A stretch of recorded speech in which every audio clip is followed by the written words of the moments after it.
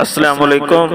ملک میں دوبارہ شدید لوڈ شیڈنگ شروع ہے۔ اس کی وجوہات کیا ہیں اور یہ صورتحال کب تک رہے گی، تمام ڈیٹیل اس ویڈیو میں۔ لیکن اس سے پہلے گزارش ہے کہ جنہوں نے چینل کو سبسکرائب نہیں کیا وہ سبسکرائب کر لیں۔ ملک میں پچھلے چند دنوں سے شدید لوڈ شیڈنگ شروع ہے۔ اس کی سب سے پہلی وجہ تو یہ ہے کہ پانی کا ذخیرہ کم ہے، جس کی وجہ سے تربیلا ڈیم کے 17 میں سے 13 یونٹ بند پڑے ہیں اور 3000 میگا واٹ بجلی کم پیدا ہو رہی ہے۔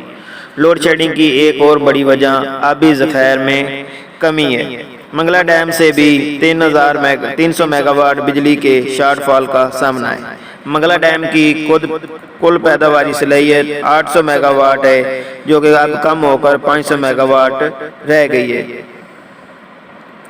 گیس کی بھی صورتحال ویسی ہے جیسی آبی ذخائر کی ہے۔ LNG ٹرمینل جو کہ بند ہیں اور ان کی سپلائی کم ہے۔ اس کے علاوہ سندھ گیس فیلڈ میں اچانک مرمتی کام کی وجہ سے گیس کی سپلائی تقریباً 55% بند ہے۔ گیس سپلائی کی کمی کی وجہ سے پاور پلانٹس کو گیس کم دی جا رہی ہے، اس وجہ سے 1125 میگا واٹ کا شارٹ فال کا سامنا ہے۔ اس گیس کی کمی کی وجہ سے لوڈ شیڈنگ مزید بڑھ گئی ہے۔ وزارت توانائی کے ذرائع کے مطابق آنے والے چند دنوں میں، خاص طور پر جولائی کے پہلے ہفتے میں، پاکستان میں لوڈ شیڈنگ مزید بڑھ جائے گی۔ بجلی کے اس ممکنہ شارٹ فال کو کم کرنے کے لیے IPPs کو فرنس آئل فراہم کر کے کم کیا جا سکتا ہے، لیکن فرنس آئل کا سٹاک کم ہے اور اس کی سپلائی بھی کم ہے، اور فرنس آئل سے پیدا ہونے والی بجلی کافی مہنگی پڑتی ہے، اس لیے یہ پیدا نہیں کی جا رہی۔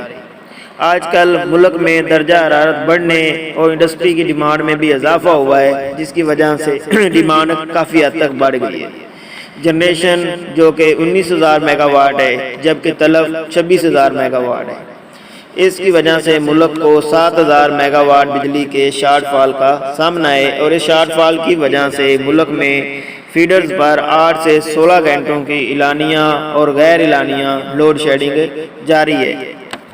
اس صورتحال پر پانی کے ذخائر کو بہتر ہونے پر اور گیس فیلڈ میں مرمتی کام مکمل ہونے کے بعد قابو پایا جا سکتا ہے۔